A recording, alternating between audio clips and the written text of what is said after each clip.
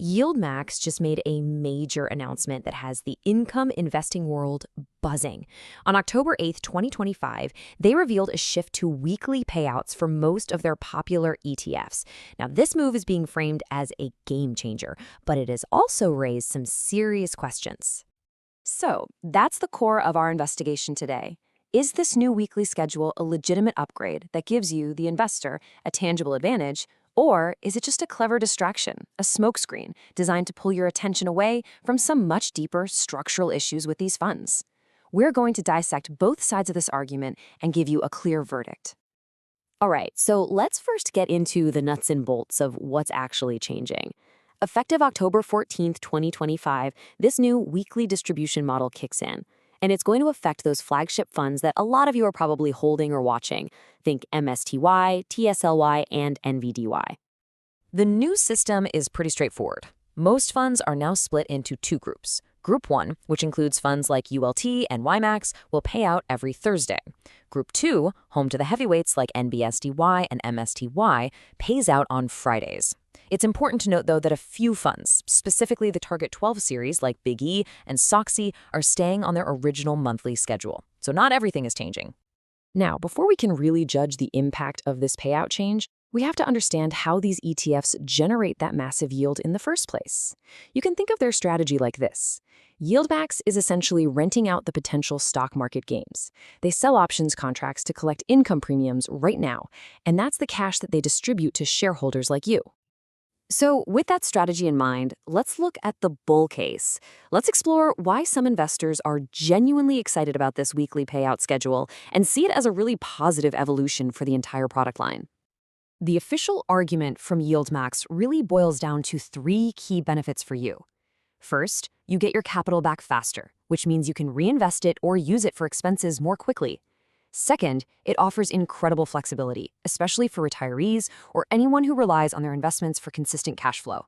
And third, on a corporate level, it signals that YieldMax has matured into a highly sophisticated operator, which they hope will attract billions more in assets. And you can really see the appeal when you look at a number like this. MST's annualized distribution rate is an eye-watering 80.27%. The psychological pull of getting a piece of that kind of return delivered to your account every single week is undeniably powerful. But now we have to flip the coin. There's a very compelling counter-argument that this whole weekly payout thing is just window dressing. It's a superficial change that conveniently draws your eyes away from some very real and very significant structural risks baked into these funds. And this gets us to the central conflict at the heart of the YieldMax model. It's this constant battle between the massive distribution rate you see and the persistent nagging risk of net asset value decay. This is the very real danger, that the fund isn't actually earning enough to support those huge payouts. Instead, it might just be handing you back your own initial investment, which causes the value of your core holding to slowly erode over time. This is precisely why many experienced investors are skeptical. As they see it, getting paid smaller amounts more often does absolutely nothing to solve that core problem of capital erosion. One investor put it quite bluntly, calling the move insulting when you look at competitors who might be offering a better balance of high yield and principal protection. So, we've heard the bull case and we've heard the bear case. It's time to put it all together and deliver a verdict.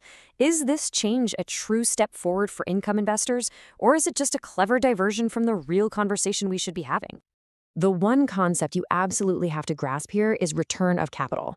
In the simplest terms, it means the fund is paying you with your own money, not with profits it actually generated.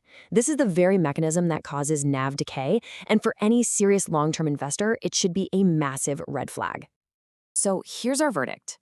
The shift to weekly payouts does offer a genuine psychological benefit and a real cash flow advantage for some.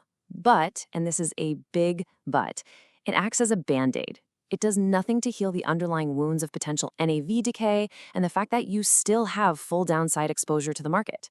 It's a flawed upgrade. Given that verdict, what does this all mean for your money? Let's move from analysis to action. Here is a practical playbook for how you should be thinking about these products in your own portfolio. Okay, let's break this down into three groups. First, if you're a prospective buyer, you need to treat this as a speculative position. It's a small slice of your portfolio, not the core. Second, if you're a current holder, your new job is to become a hawk. You have to diligently watch the fund's NAV. If you see it consistently falling while the underlying stock is flat or even going up, that is a major warning sign of capital erosion. And third, for those of you seeking alternatives, it is absolutely worth your time to investigate competitors like Roundhill or Defiance. Compare their strategies, their performance, and most importantly, their history of NAV stability. Ultimately, this all comes down to one critical question that only you can answer for yourself. Is the very real psychological comfort of getting a weekly payout worth the equally real long-term risk of your capital eroding away? Everything about your strategy with these funds hinges on how you answer that question. Now, please remember, none of this is financial advice. This analysis is for informational and educational purposes only. You absolutely must do your own research. Do not trust me, and do not trust any other influencers on social media with your hard-earned money. If you did find this breakdown valuable, please click the like button and subscribe to Finbot Insights for more sharp, data-driven analysis.